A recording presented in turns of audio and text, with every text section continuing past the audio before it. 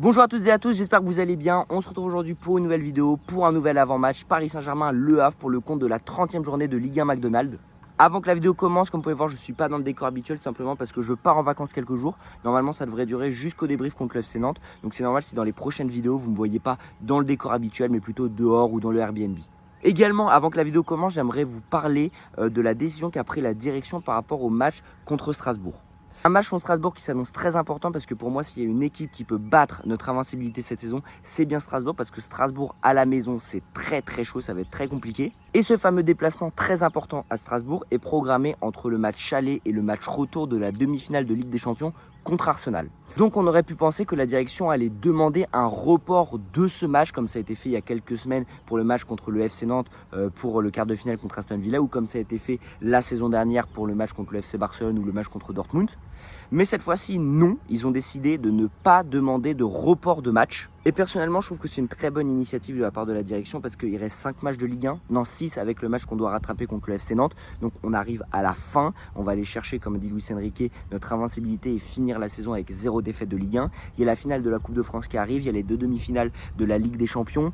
Donc la fin de saison arrive à grands pas, c'est le dernier sprint et pour moi ça sert à rien de reporter encore des matchs. Autant aller jusqu'au bout sans s'arrêter et garder le rythme pour espérer une fin de saison historique pour l'histoire de notre club. Alors ce match contre le Havre à la maison au Parc des Princes ce samedi à 17 h se déroulera avec un virage Auteuil partiellement fermé. Voilà, ça a été la décision de la commission disciplinaire de la LFP par rapport aux banderoles qui avaient été déployées lors du Classico. On ne va pas revenir dessus. Donc le virage Auteuil sera ouvert mais partiellement. Alors comme pour chaque avant-match, dans la description, il y a les chapitres de la vidéo avec les timecodes. Donc je vais parler du Havre, je vais parler du Paris Saint-Germain, je vais vous parler de la compo que moi je mettrais si j'étais Luis Enrique et je vais vous parler de mes pronostics. Donc si un chapitre vous intéresse plus qu'un autre, vous pouvez le choisir dans la description de la vidéo au lieu de tout regarder. Alors pour commencer, comme d'habitude, on va parler de l'adversaire, Le Havre. Le Havre contre qui au match aller chez eux au Stade Océane, on avait gagné 4-1. Alors Le Havre, sur les 4 derniers matchs de Ligue 1, c'est une défaite 4-2 contre Lyon à Lyon, une victoire à la maison 3-2 contre Nantes, une autre victoire à l'extérieur 2-0 contre Montpellier et une sacrée claque dans la gueule à la maison 5-1 contre Rennes. Donc sur les 4 derniers matchs, ça fait 2 défaites et 2 victoires, dont une contre le 13e de Ligue 1 et une contre le 18e de Ligue 1. Ces 4 derniers matchs, c'est également 11 buts encaissés pour Le Havre pour seulement 8 buts marqués. Donc Le Havre au classement, c'est 16e, 8 victoires, 3 petits matchs nuls et 18 défaites. C'est énorme pour seulement 32 petits buts marqués et 62 buts encaissés. Donc on peut voir que c'est une équipe qui marque pas énormément de buts, mais c'est surtout une équipe qui encaisse énormément pour une moyenne de 2,1 buts encaissés par match. Donc vous l'auriez compris, Le Havre est une équipe qui joue le maintien, qui va tout faire pour se maintenir. Donc ils ont actuellement la 16e place, 27 points. Ils ont 3 points d'avance sur le 17e qui est Saint-Etienne. Ils ont 2 points de retard sur le 15e et 3 points de retard sur le 14e et 13e. Donc rien n'est fini pour Le Havre, même si ce match-là va leur mettre des épines dans le pied parce que je ne vois pas comment ils vont gagner. Même si à l'extérieur, ils sont bien meilleurs qu'à domicile. À l'extérieur, c'est 5 victoires, 2 matchs nuls et bon, 7 défaites. Mais c'est toujours un meilleur bilan qu'à domicile. À l'extérieur, c'est également une victoire 2-1 contre le Lille au Decathlon Arena, au Pierre-Mauroy, comme vous voulez. Mais c'est également 19 buts marqués pour 25 buts encaissés. Bon, il y a toujours plus de buts encaissés que de buts marqués. Leur meilleur buteur cette saison en Ligue 1, c'est Touré. Il a 8 buts, mais 6 pénaltys dans ces 8 buts, c'est énorme. Dans le jeu, c'est une équipe qui a la possession, mais pas non plus énormément. Ils ne surdominent pas les matchs. Ils ont une moyenne de 42,9% de possession. Alors voilà pour le bilan du Havre. Alors honnêtement, je ne vois pas du tout comment ils vont s'en sortir contre nous. Je pense que ça va être un peu comme Angers ou comme d'autres clubs de Ligue 1. Ils vont surtout mettre le bus pour essayer d'arracher le match nul et perdre le moins de points possible. Ou perdre, mais encaisser le moins de buts possible parce que eux, ils ont qu'un seul objectif. Déjà se remettre de la claque 5-1 contre le Stade Rennais, mais surtout de tout faire pour se maintenir en Ligue 1. Surtout qu'ils ont encore la possibilité, ils ne sont pas encore totalement enterrés comme Montpellier. Donc voilà, n'hésitez pas à me dire vous en commentaire ce que vous pensez du Havre, mais personnellement je ne vois pas comment ils peuvent s'en sortir.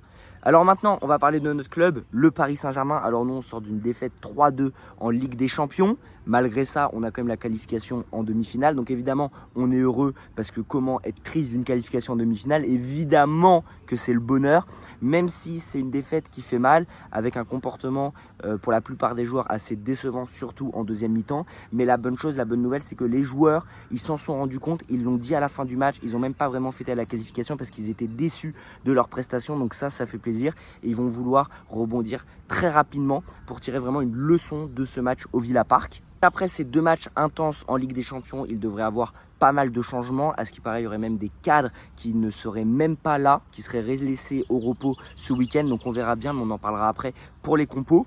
Pour faire le bilan, comme le Havre sur les 4 derniers matchs de Ligue 1, bon, c'est 4 victoires. Victoire 1-0 contre Angers, victoire 6-1 à l'extérieur contre Saint-Etienne, victoire 3-1 pour le classique contre l'Olympique de Marseille et la fameuse victoire 4-1 contre le Stade Rennais. Pour ces 4 matchs, c'est 3 petits buts encaissés pour 14 buts marqués. C'est ce qui reflète notre saison avec très peu de buts encaissés, énormément de buts marqués. On est à 80 buts en Ligue 1 cette saison si je ne me trompe pas. Et d'ailleurs pour la stat, cette semaine, Aston Villa nous a mis 3 buts et c'est la première équipe de la saison, toute compétition confondue, à nous mettre 3 buts en un match. C'est une stat de dingue. C'est pour vous dire à quel point on est assez solide défensivement, même si oui, il y a beaucoup de failles puisqu'on encaisse pratiquement à tous les matchs. Mais on encaisse peu et ça fait plaisir. À domicile, on est donc sur 12 victoires, 2 petits matchs nuls et 0 défaite. L'objectif de ce match-là, c'est continuer dans cette lancée. Évidemment, c'est de gagner, mais c'est surtout de ne pas perdre ce match et continuer notre série d'invincibilité. Comme l'a dit Luis Enrique, c'est l'objectif de la saison, c'est de finir le championnat avec 0 défaite. Évidemment, contre le Havre, je ne vois pas comment on peut laisser des points, je ne vois pas comment on peut perdre ce match. Moi, le match qui me fait vraiment peur, c'est le match contre Strasbourg, mais on aura le temps d'en reparler. Évidemment, comme d'habitude, il ne faut pas sous-estimer l'adversaire, mais je ne m'en fais pas parce que je sais très bien, on le sait tous, que cette équipe du Paris Saint-Germain, ils prennent tous les matchs au sérieux, tous les joueurs qui soient sur le banc, qui soient titulaires, ça presse, ça attaque, ça défend ensemble, qu'importe l'adversaire. Et quand tu fais pas ça, quand tu mouilles pas le maillot, quand tu n'attaques pas, quand tu défends pas, quand tu presses pas, t'as pas ta place de l'once titulaire. Il y a des changements et chacun peut montrer ce qu'il a à montrer et chacun peut participer, chacun peut mouiller le maillot et chacun peut montrer à Luis Enrique qu'il a sa place dans le 11 titulaire et beaucoup auront leur chance ce week-end face au Havre. Voilà, petite transition pour vous parler des compositions. Alors, comme je l'ai dit au début de vidéo, ça va beaucoup tourner. Il y aura normalement des cadres qui vont être laissés au repos ou ils seront remplaçants. Alors déjà, dans les cas, je vais mettre Safonov. Voilà, Donnarumma sort d'un match exceptionnel. Pour moi, même s'il a encaissé 3 buts contre Aston Villa, c'était l'homme du match. Donc je le laisse un peu au repos pour qu'il se repose pour les échéances qui arrivent. Donc je mets Safonov dans les cages. En défense, je mets Hernandez à la place de Nuno Mendes. Voilà, Nuno Mendes qui aussi a fait un match incroyable contre Aston Villa au retour. Donc je le laisse au repos. En défense centrale, je mets Beraldo. Au début, je voulais mettre Pacho avec lui, sauf que malheureusement, on a appris qu'il était malade, donc il sera laissé au repos jusqu'à dimanche. Donc Pacho ne sera pas sélectionné pour ce match-là. Et à la place, je pense que je mettrai Marquinhos. Voilà, il a fait un match chouette contre Aston Villa et je pense qu'il a encore la force d'enchaîner ce match-là. Et puis à la place d'Hakimi, je mettrai Zaïre Emery qui a déjà joué plusieurs fois à ce poste-là. Ensuite, au milieu de terrain, je mettrai le jeune Titi Mayulu, voilà, qui n'a pas trop joué ces derniers temps. Et donc, j'aimerais bien le voir titulaire pour ce match et je pense qu'il sera titulaire.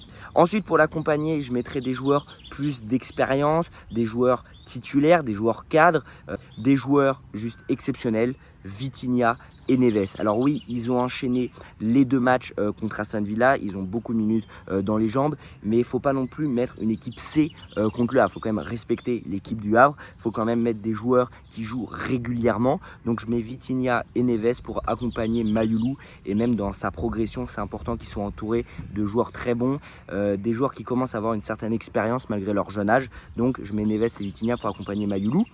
Ensuite en attaque, c'est là où je fais tourner. Alors déjà je mets le jeune Titi Mbaye titulaire. Voilà, un troisième Titi parisien avec Zaïre Emery et Mayoulou titulaire. Mbaye qui avait d'ailleurs en plus mis un but contre Saint-Etienne, qui avait ouvert son compteur, donc ça fait plaisir. Donc pour le récompenser, je le mets titulaire face au Havre. Ensuite en numéro 9, je mets Ramos. Alors je sais que je dis tout le temps que Ramos, je le préfère en super sub plutôt qu'en titulaire parce qu'il est meilleur quand il rentre sur le terrain. Mais là, j'ai envie de faire reposer Dembélé. Dembélé de toute façon rentrera sûrement en deuxième mi-temps s'il est sélectionné pour le match. Mais voilà, je mettrai bien Ramos titulaire. Et puis pour l'accompagner, un joueur qui n'a pas été titulaire depuis très longtemps, Kang In Lee. En plus, Kang In Lee avait marqué le but de l'ouverture du score, le premier but de cette saison contre le Havre à la 3e minute de jeu. En plus, ça fait un petit moment qu'on ne l'a pas vu. Il me semble qu'il s'était blessé avec son équipe nationale, mais il me semble qu'il est revenu, si je ne dis pas de bêtises. Donc voilà, ça peut lui permettre de reprendre confiance, de rejouer plusieurs minutes de jeu. Je ne dis pas qu'il va jouer tout le match, mais au moins le faire débuter et puis lui redonner un peu confiance, surtout qu'on aura besoin évidemment de tous les joueurs pour le sprint final qui arrive, et puis que tous les joueurs reprennent un peu confiance parce que c'est quand même souvent les mêmes qui reviennent. Donc voilà, faire un petit peu tourner, faire un petit peu changer. Donc voilà pour ma compo. Si moi j'étais sur le banc, si j'étais à la place de Luis Enrique, on verra bien ce qu'il va choisir. Dites-moi vous en commentaire ce que vous auriez mis, s'il y avait des changements, s'il y a des choses où vous êtes pour ou contre dans ma compo. Voilà, on est là pour débattre, on est là pour parler du Paris Saint-Germain. Donc toutes les idées sont bonnes à prendre, tous les avis sont bons à prendre. Et pour terminer cet avant-match, comme d'habitude, mes fameux pronostics. Alors j'ai pas trop d'idées pour ce match. Je pense évidemment à une victoire de Paris. Je pense que Ramos va être buteur, et puis pour terminer, je vois également 3 buts dans le match. On sait que le Havre est une équipe qui encaisse en moyenne 2,1 buts par match. Nous, le Paris Saint-Germain, on encaisse aussi régulièrement pas beaucoup de buts, mais généralement 1 par match. C'est pas toujours le cas, mais ça arrive. On sait que défensivement, on a quand même des faiblesses, surtout que ce ne sera pas la charnière centrale de d'habitude, ça ne sera pas la défense de d'habitude. Donc on peut potentiellement se faire surprendre par le Havre, qui va évidemment essayer des contres pour essayer de nous déstabiliser et essayer de marquer. Donc je pense qu'ils vont peut-être marquer un but ou pas du tout, mais je vois quand même au moins 3 buts dans le match. Voilà les amis, on arrive à la fin de cet avant-match. N'hésitez pas à liker, vous abonner, activer la cloche. Je le dis très peu, voire presque jamais, mais ça me soutiendrait énormément. Donc merci à tous ceux qui le feront. Et puis si vous êtes pour le Havre, pour le Paris Saint-Germain ou juste si vous aimez le football, bon match à vous et allez Paris.